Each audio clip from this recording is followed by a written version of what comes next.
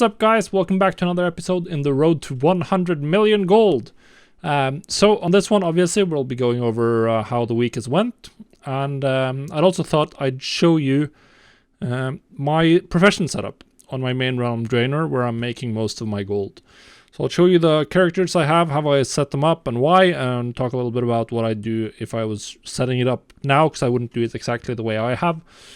For one specific reason, but let's dive in and take a look.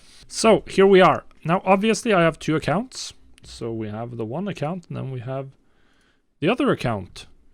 And this is Draenor. So this is the main realm where I do stuff. So on my second account, as you can see, this one is in a smaller window because this is where I do my auction house stuff. You can also tell that the graphics aren't up to par. We have my main banker, Lazy Gold. He posts all my auctions, almost all my auctions, not all of them. Then I have my rogue. My rogue is Enchanting Inscription. I use this character to craft a lot of Darkmoon decks at the beginning of BFA, or not BFA, Shadowlands. And I use it to craft enchanted materials for legendaries, and legendaries is of course the main market that I'm active in. That's pretty good. Then I have this Demon Hunter. I use this to post my Crafter's Mark gear, which I haven't made much money with lately, sadly, but it is what it is. And then I have a single level 60 character here, my Shaman, and my Shaman is has leatherworking and tailoring, and I use it to craft legendaries and the Crafter's Mark gear, although I'm not crafting much Crafter's Mark gear because my Crafter's Marks are too expensive. And then on my other account, I have my main Warlock. This one's Engineering Alchemy. I don't really use this character for gold making at all, outside of some old world recipes. Like I have Vial of the Sands on it, and I have all of the engineering mounts and stuff like that. But this is just my raiding main pretty much, and my beautiful Nightfade Transmog, very thematic as a Warlock. But my main gold making character on this server is my Death Knight, who is my other legendary crafter. He has blacksmithing and jewel crafting. Now, the reason why I have the armor professions combined the way I do, with tailoring leatherworking on one and blacksmithing blacksmithing jewel crafting on the other, is because that was optimal at launch for legendaries. But it means that I can't do Crafter's Mark of the Chain Dial. Like, I did literally 7,000 gold in sales in that market this week. And I used to do so much gold in that, but that's because people figured out that the Alchemy Crafter's Marks are way cheaper than anything else. So if I wanted to do that, I would have to level at least one other character to level 60. And grind enough Archivist Codex rep to get to tier 4. Which I might do it. I have another level 60, my Paladin. He's also a scribe, but I don't really use it. I got the Vantis Rune recipe for Nathria on this character, and then that's the only thing I really used it for. So I could do it, of course, but I don't really want to grind Korthia rep. I'm already bored out of my mind doing it on my main.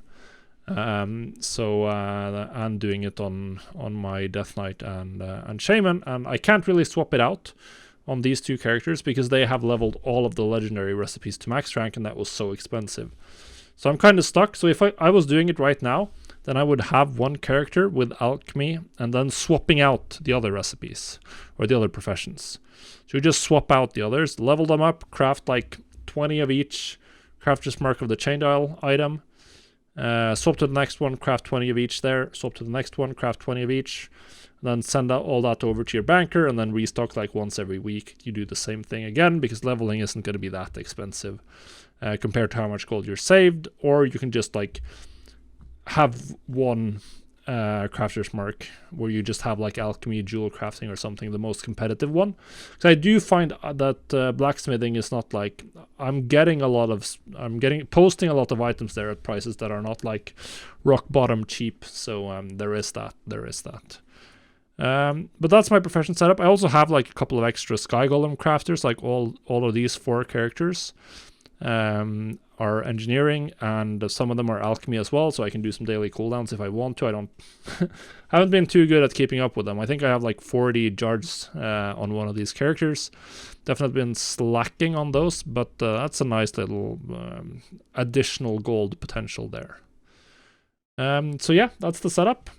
That's how I do it, and that's how I've been generating the I don't know how much. Well, I'm not logged into any of my characters right now, so we'll have to.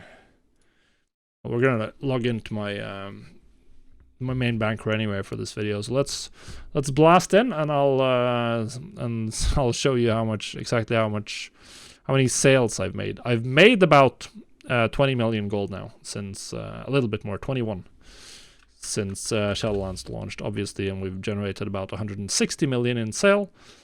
So this is starting to look pretty good now. Starting to look pretty good. So yeah, let's look at the numbers for this week. So this is now a spreadsheet video. We're gonna do this nice and quick. And this week has been good, very good. 400k more than last week in total sales, which is fantastic. And the majority has been on Draenor, where I've been a little more diligent in keeping my stuff on the auction house. The newness of New World has definitely faded for me personally, and we'll see how long I play that game or not. But either way, it's meant I've been doing a little bit more reposting, which has paid off. Also on my other realms, I've been good at reposting, and you can see there's one item that really stands out here, and that's on Twisting Nether, my newest material flipping realm, where I finally got a big mailbox after a couple of reposts, which means that we reinvested all of that 53k into new materials, so we're at the same amount of gold. Probably want to invest a little bit more. And then 100k on Ravencrest, so material flipping coming in clutch this week. Battle pets not so much, but the materials definitely carried us to about 300k in sales, which is a little bit less than last week. But last week we got some one-off battle pet cosmetic sales that you're just not going to get on a week in, week out basis. So yeah, things are looking pretty good. 951k profit. I forgot to sell that. So almost 1 million in raw gold profit for the second or third week in a row or something like that, which is just fantastic. So we're sitting at 43.5 now, definitely moving much more rapidly in the right direction. And if we take a quick look at my sales for the last 7 days, we can see that I did sell a couple of more expensive. I sold a bunch of mounts this week. We sold the Jeweled Onyx Panther. That price looks a little on the cheap side though. 99k. Why did it get posted for that?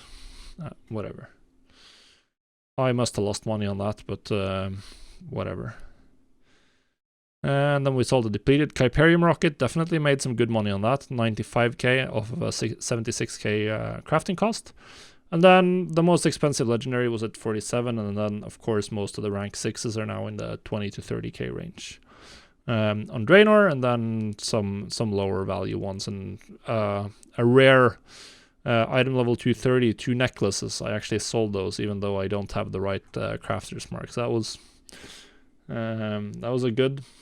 That's nice, I guess. And then we sold off some assorted food that I crafted. It's fine, but most of the legendaries is of course where the main money is, and where the main money will remain. And yeah, already another 29k since I wrote down, and we got more sales. Wow, a rank 3 ring for 50k. It pays off keeping one of everything in stock. But yeah, that's the week. The big number. Another 951k profit. That's fantastic. And yeah, just toddling along. Definitely want to drive this number up if we can, though. So we'll have to, probably that's going to be just like going hard when 9.2 arrives, and getting as much profit as we can in the weeks and months following then. It's going to be the main way to really get it. I don't think we can drive this up much on a week in, week out basis, but we can try. So yeah, that's it. We'll see you on the next episode. Hopefully you're enjoying the series. If there's something specific you're wondering about what I'm doing, or want me to look into it in the next episode, then do let me know. Definitely want to focus on the themes that you're most interested in for your gold making. So thanks for watching. Goodbye.